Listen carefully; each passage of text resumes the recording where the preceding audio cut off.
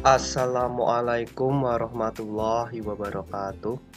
Kembali lagi kita di pembelajaran pendidikan jasmani, olahraga, dan kesehatan. Kali ini kita akan membahas tentang kebugaran jasmani. Yang pertama tentang pengertian, faktor, lalu ciri, dan pengukuran kebugaran jasmani. Bersama saya Ramadan Sidik. Oke, sebelum kita mulai pembelajaran kebugaran jasmani, sebaiknya kita mengetahui dulu tujuan dari pembelajaran ini, yaitu peserta didik diharapkan memiliki pengetahuan dan mampu mempraktikkan keterampilan latihan kebugaran jasmani. Oke, yang pertama kita akan mengenal yaitu pengertian kebugaran jasmani. Kebugaran jasmani adalah kondisi seseorang di mana saat melakukan aktivitas tidak merasakan kelelahan yang berarti dan siap untuk melakukan aktivitas selanjutnya. Oke, contoh dari pengertian tersebut misalnya yaitu Ani sedang melakukan pembelajaran PJOK.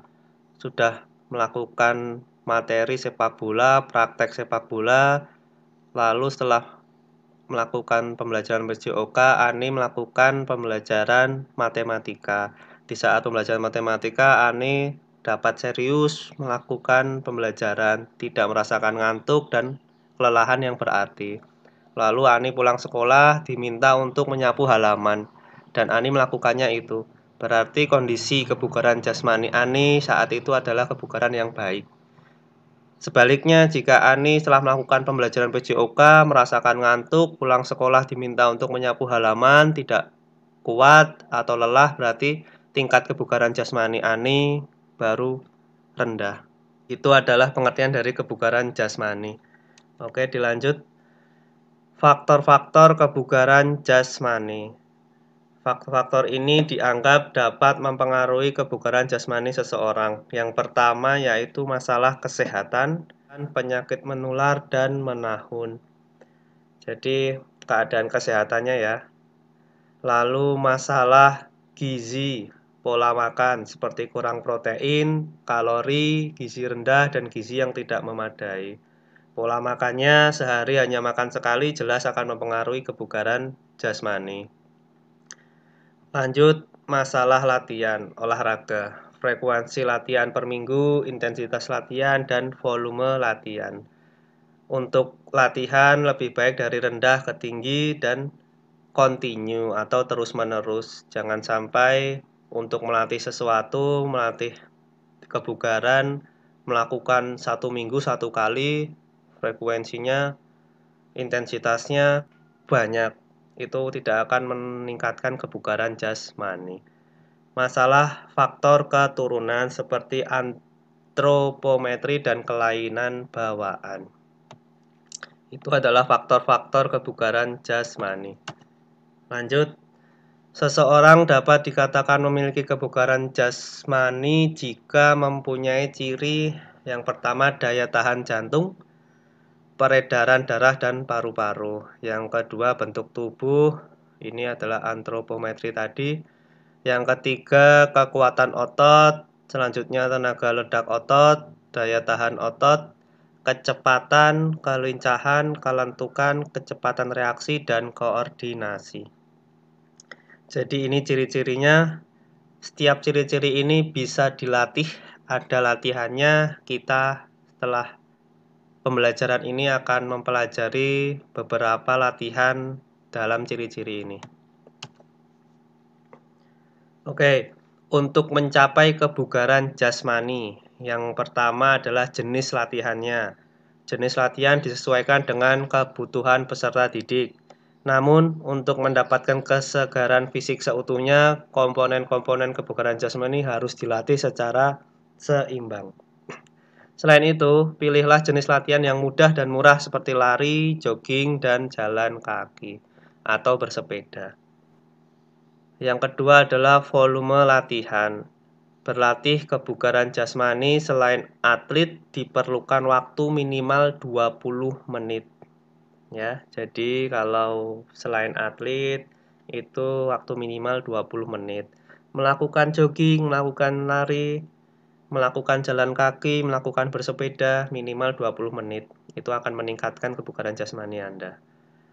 Tidak termasuk waktu untuk pemanasan atau pendinginan. Ya, pemanasan itu waktunya sendiri, pendinginan sendiri. Jadi tidak termasuk dalam waktu 20 menit ini. Oke, yang ketiga, frekuensi latihan. Untuk mencapai kebugaran jasmani yang diinginkan, latihan sebaiknya lebih sering dilakukan. Latihan 5 kali seminggu tentunya memberikan efek lebih daripada latihan 2 kali seminggunya. Untuk selain atlet, latihan 3 kali seminggu dirasakan cukup. Ya, jangan sampai seperti tadi kalian melakukan untuk melatih otot perut, kalian melakukan sit up, 1 hari dalam seminggu melakukan 500 kali. Itu tidak akan membuat kalian melatih otot perut kalian baik. Ya, yang baik itu kalian melakukan bertahap, continue terus-menerus dari yang sedang dulu sampai meningkat ke yang susah. Jadi kalian lakukan 20-20 setiap harinya. Minimal 3 kali seminggu itu dirasa cukup. Oke.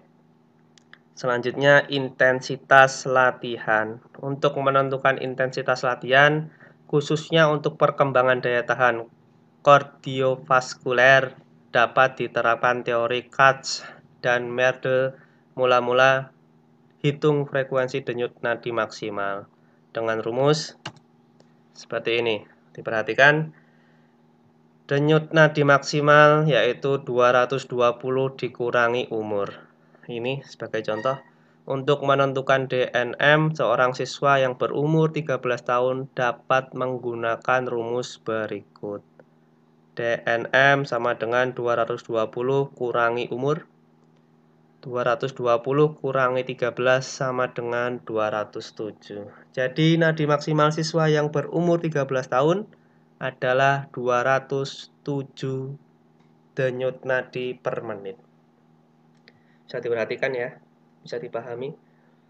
Selanjutnya, ukur tekanan intensitas latihannya. Untuk latihan, seseorang selain atlet sekitar 70-85% dari 100%. Dengan lama latihan 20-30 menit. Jadi, jika digunakan intensitas yang 70%, denyut nadi maksimalnya adalah 220 dikurangi umur dikali 70%.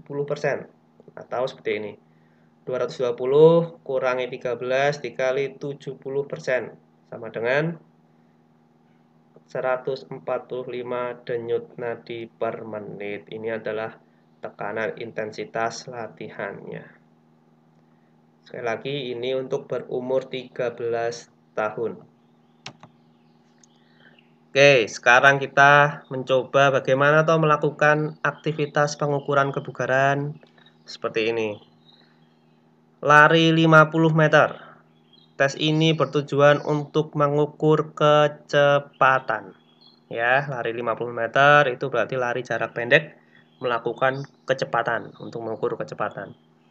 Alat dan fasilitas lintasan lurus, datar, rata, tidak licin, berjarak 50 meter. Dan masih mempunyai lintasan lanjutan. Jadi jangan sampai hanya 50 meter ya. 50 meter itu jarak larinya. Setelah itu pasti ada gerakan selanjutnya, tidak bisa langsung berhenti. Ada bendera star, ada peluit, tiang pancang, stopwatch, serbuk, kapur, formulir, dan alat tulis. Petugas tes, juru keberangkatan, ya. Yang kedua, pengukuran waktu merangkap pencatat hasil. Pelaksanaan. Sikap permulaan peserta berdiri di belakang garis start. Gerakan pada aba siap, peserta mengambil sikap berdiri. Siap untuk lari. Pada aba ya, peserta lari secepat mungkin menuju garis finish. Menempuh jarak 50 meter. Ya, lari jarak pendek. Lari masih bisa diulang apabila pelari mencuri start, belum diminta untuk lari, sudah melakukan lari. Pelari tidak melewati garis finish. pelari terganggu dengan pelari yang lain. Ya, jadi jika 3 ini dilakukan, lari diulang. Pengukuran waktu. Pengukuran waktu dilakukan dan saat bendera diangkat sampai pelari melintasi garis finish. Pencatatan hasil. Hasil yang dicatat adalah waktu yang dicapai oleh pelari untuk menempuh jarak 50 meter dalam satuan waktu detik. Waktu dicatat satu angka di belakang koma. Ya, jadi saat kalian melakukan lari 50 meter ini, kalian akan mengukur kecepatan kalian. Berapa detik kalian melakukan lari ini. Oke, yang kedua kita akan mencoba mengukur kekuatan dan ketahanan otot perut selama 60 detik. Ya. Alat dan fasilitas lapangan rumput yang rata dan bersih, stopwatch, alat tulis, dan alat tikar atau matras jika diperlukan. Petugas tes, sikap permulaan berbaring terlentang di lantai atau rumput, kedua lutut ditekuk dengan sudut kurang lebih 90 derajat. Kedua tangan kiri dan kanan diletakkan di samping telinga. Kedua, petugas atau peserta lain memegang dan menekan kedua pergelangan kaki agar tidak terangkat. 3. Gerakan aba-aba ya. Peserta didik bergerak mengambil posisi duduk sampai kedua sikunya menempel kedua paha.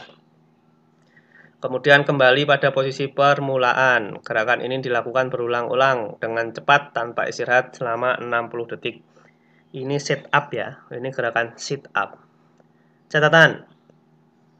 Gerakan tidak dihitung jika tangan tidak berada di samping telinga. Jika tangan ada di paha untuk membantu mengangkat tubuh itu tidak berlaku. Kedua siku tidak sampai menyentuh paha. Mempergunakan sikunya untuk membantu menolak tubuh ini tidak bisa. Pencatatan hasil. Hasil yang dihitung dan dicatat adalah jumlah gerakan baring duduk yang dapat dilakukan dengan sempurna selama 60 detik. Peserta yang tidak mampu melakukan tes baring duduk ini diberi nilai 0. Jadi kalian melakukan sit up ini berapa kali melakukan. Itu untuk mengukur kekuatan dan ketahanan otot perut. Seperti itu cara mengukurnya. Oke, itu tadi kita sudah mempelajari bagaimana pengertian kebugaran jasmani, faktornya apa saja, lalu ciri-cirinya, menghitung denyut nadi maksimal, dan bagaimana mengukur hasil dari tes kebugaran jasmani. Setelah ini kebugaran jasmani kita akan membahas tentang latihan-latihan ciri-ciri kebugaran jasmani. Ada kekuatan, kelentukan, daya ledak, dan lain-lain. Oke, terima kasih. Pak Rahmat tutup. Wassalamualaikum warahmatullahi wabarakatuh.